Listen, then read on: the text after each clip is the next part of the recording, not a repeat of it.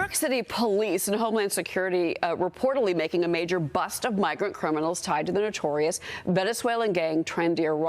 The two alleged gang members are also linked to that Aurora, Colorado apartment takeover. The pair were arrested Wednesday. Both have arrest warrants from the Aurora Police Department. They were arrested alongside 13 other suspected TDA members during a gang task force raid in the Bronx.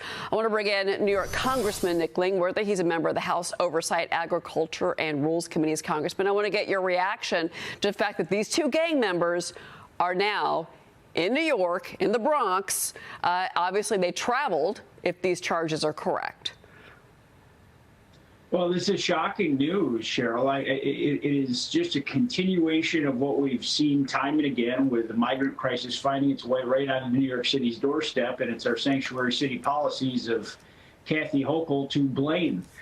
We have, now we have a new series of questions: is how did they end up in New York? Was this part of the, the failed Biden-Harris agenda, which, gave massive benefits for relocation to illegals and allowing them to get flights or train or bus tickets to their favorite destination? But this is what was rejected on November 5th by the American people. And we have, there's help on the way on January 20th when we get really serious about the border crisis. But, every New Yorker is unsafe under these sanctuary policies that really encourage migrants, especially migrants that seek to, create crime and harm as they arrive in New York. Well, okay, so no, the residents of New York, the taxpayers of New York are not safe, but I thought to myself immediately when they talked about, when Kathy Hochul came out and made those statements about, sanctuary cities, if I'm a member of TDA, I'm going to go to New York, I'm going to go to Los Angeles, because Chicago, because that's where you're getting this political rhetoric that we're going to protect our new friends. So that's exactly what these two did. That is my opinion, and I think that you're going to see more of this. They're going to flood the sanctuary cities and get out of where they think they're most vulnerable, like Aurora, Colorado. Michael Balboni's on set with me. He's got a question for you, and I know you two know each other. So, hey, good morning, Congressman. Absolutely. So the question I have for you is: we're talking about a story this morning where there's a bunch of very wealthy oil executives saying to President Trump, you should strike a deal with President Maduro and Venezuela to take their oil, or buy their oil for less migrants. Seems to strike me as an odd situation in that the president has facilitated the gangs coming into the United States from Venezuela, and which is a superhighway for drugs into this country. And President Trump has already pointed out right now, put a stake in the ground and said, we will stop the fentanyl crisis that's happening in this country. Your reaction?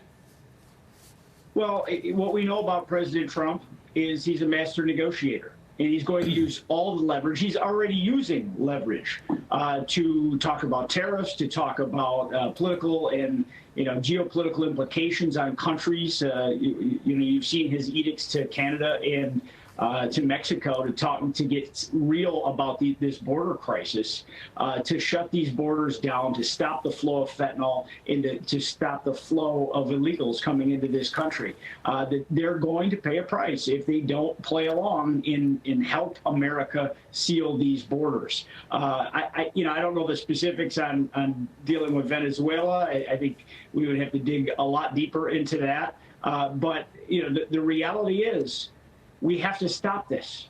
And President Trump's going to use every tool in his arsenal to shut these borders down. This is obviously his primary focus. Day one is creating a more safe America, to stop the flow of these criminals coming into this country, to again respect the sovereignty of the United States of America, that we do have borders and they do matter, and that Mexico and Canada have to acknowledge that and participate in that.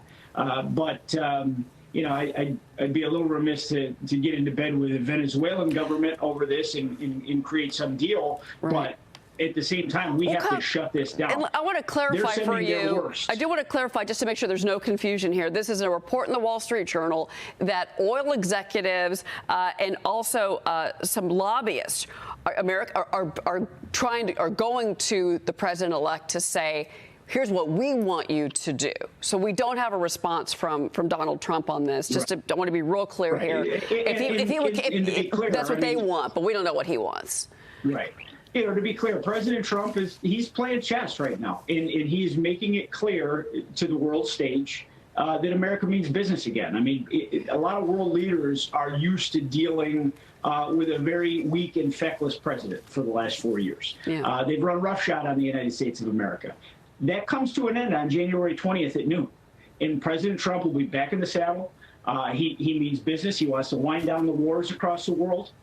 He wants to make sure that America is safe again and that we stop the invasion of our country. And he's going to get it done. And we're going to work in the Congress to give him all the tools he needs to get that done. Meanwhile, we have until January 20th, and it's not even yet December. And that's why I think a big concern and a valuable concern right now is to look at where these migrants that know that they're going to be possibly deported, where they go. New York City. All right. Congressman Nick Langworthy, thank you very much for being